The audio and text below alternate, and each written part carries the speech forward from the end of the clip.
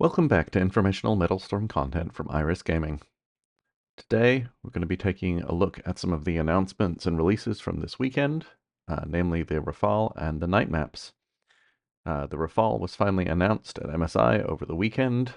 This was possibly one of the worst kept secrets or least surprising things that they could have announced. It will come out in the black market this week on the 13th. Also this weekend, we got our first look at night maps. Most of this video will be talking about the Rafale, but I will talk about night maps briefly at the end. I am doing this off of an outline, not a script, so apologies if I ramble a little bit. But we will have some comparison on the initial stats that we've seen, some basic discussion, and then we'll see what it's like later this week. My plans are to try and buy it at a reasonable discount. I won't get it down to 250 aircraft credits since I fly solo and thus can't get the third slot discounts. But ideally, I'll get it somewhere under 400 and then buy it and review it for real afterwards. But given that I'll have to wait a little bit, I wanted to get this video out first with some initial thoughts, and then take my time on the real review later. We're going to look at a basic comparison here with a few aircraft using the stats that they showed in the trailer, which is not all of the stats, notably. So we have the Viggen and Mirage 2000 in here as other good Delta Wing medium fighters. We have the JF-17 in here as a very interesting medium-range radar carrier. And we have the Typhoon as a long-range radar carrier and another European Delta Wing to compare to. So one important note is there are no cannon stats yet. We know that it doesn't have expert cannons, so it's probably not going to be Mirage 2000 levels. It could have the F1 cannon. Probably it's going to be something closer to the Typhoon level, I would expect. However, for some reasons I'll discuss later. And the strong rumor is that it does not have armor piercing on the cannon either. So the Viggen and Typhoon should retain some niche there, particularly the Viggen, which is the attack plane killer. Looking at the basic stats, which were revealed in the trailer, we see very standard 130 hit points. Speed and acceleration. The acceleration is quite standard for the class, 45 meters per second squared. The speed is a little bit slower than some of the other aircraft, notably than the Mirage 2000 and the Typhoon, which both hit 1450. The Mirage 2000, of course, is the rocket ship of the bunch with 1450 kilometers per hour and 55 meters per second squared. So it will still retain that high-speed niche. It has a turn rate of 39 degrees per second, so similar to the Mirage 2000 and the Typhoon.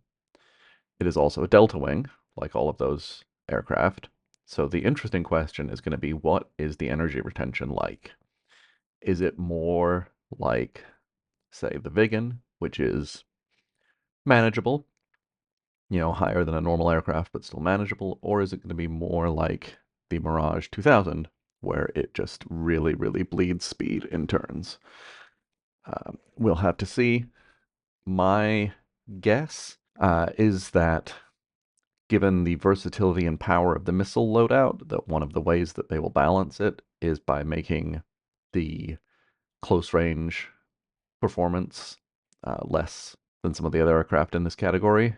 So probably, I would guess, pretty high energy loss in turns. Afterburner, 13 seconds, very normal. Not as much as the Mirage with its drop tanks, or the Viggen with its huge fuel tanks plus rapid refuel, but perfectly reasonable. 3 flares, a little bit low for a medium fighter, obviously not as low as the Mirage, but the Mirage gets its chaff, which is worth at least 2 or 3 flares if you're fighting against radar missiles. But the special ability of the Rafale also probably plays a good defensive role as well, which is why they gave it 3 flares instead of 4. As mentioned, we don't know about the cannon yet, so the real interesting question is the missiles. As speculated from the teaser images that showed 6, of the same missiles, 6 of the same French uh, designed missiles. It carries 6 medium range IR missiles. So these will be medium range. They are fire and forget, of course, because they are IR missiles. They have a 7-kilometer range, standard for the class, right? The Viggen goes slightly more at 7.5 kilometers, um, but lots of other medium range missiles reach out to 7 kilometers. They lock, however, closer to manual lock times, 1.1 seconds, right? Only slightly slower than the Viggen, not as fast as the Mirage 2000, of course, but faster even than the JF-17, which has the fastest locking medium range radars at 1.4 seconds. Most medium or long range radars take 1.8 seconds to lock. You can see that on the Typhoon here. But all the heavies that carry medium range radars also use 1.8 seconds. So this is interesting. These are relatively fast locking, decent damage. 80 is very standard for a medium range missile. They have the same sort of speed value as other medium range missiles, and they're fire and forget, and it carries 6 of them. They have a high turn rate, and they also have quite a large lock angle as well. And to top it all off, uh, they are look and shoot like the J10. Uh, I don't think we know yet exactly how far off bore you'll be able to fire them, but still a good benefit, especially combined with that 10 degree per second, 10 degree, sorry, not per second, 10 degrees lock angle, which matches the J10. So these are, I would say, just straight up better than the JF-17's radar missiles, right? They lock 0.3 seconds faster with a wider lock angle. They're faster. They're the same range, and it carries 6 of them. The JF-17 is obviously should be more agile. It's got the edge boost. It doesn't. Its speed is close. Its acceleration is better, and it's not a delta wing, so it dogfights somewhat better. But still, this is very, very interesting. Looking at this versus, say, the Viggen manuals, which are the same as, say, the Fulcrum manuals, it's a little bit of a toss-up. Those have 0.5 kilometer more, 5 more damage, but this carries 6 of them, not only 2. And it can have as many of them in the air as it wants. So yeah, the Mirage 2000 definitely still has a niche here. For starters, its missiles are Hunter. They can be retargeted. Same 7-kilometer range, higher damage at 95. They really hurt. Still a decent 7 degrees lock angle, but very, very fast lock, 0.6 seconds. The Mirage 2000 can't quite get 2 off in the same time as the Rafale because there's a little delay before you can start locking the second one. But it's close.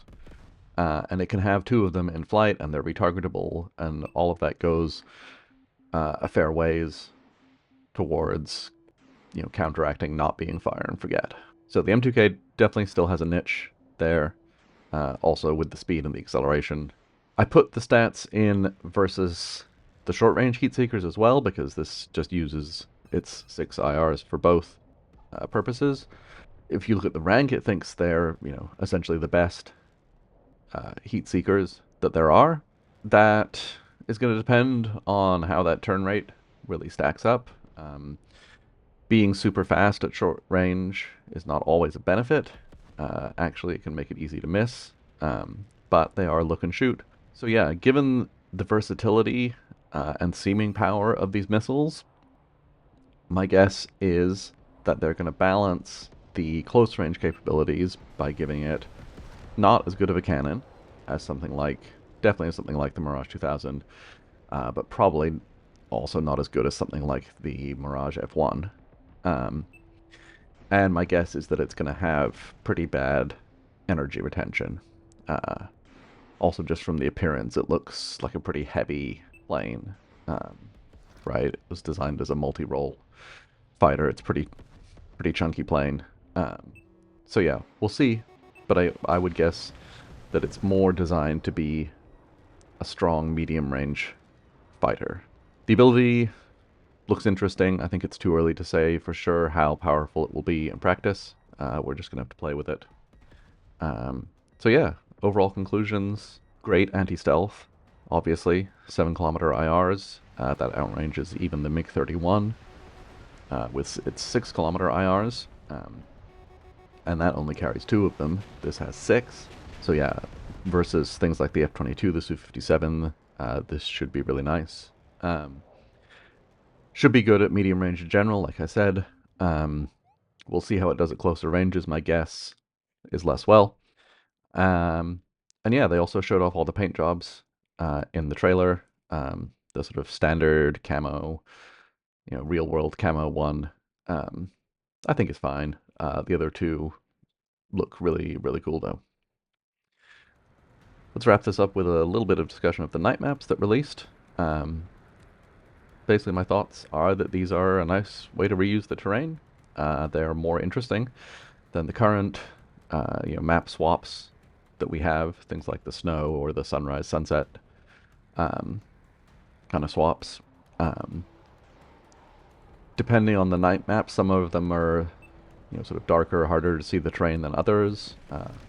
Right, I found that Icebound was not super different, but something like Crimson Canyon was pretty dark, actually. Um, So yeah, it can definitely reward knowledge of the map and of the terrain to let you fly around it in the dark and be slightly less careful, not crash into things. And yeah, I'm really happy to see these go into the regular rotation. Thank you for watching. If you found this content helpful, please like, comment, and subscribe to help the channel get off the ground. Feedback on this style, type of content, or any of the content so far is always appreciated. And until next time, fly well.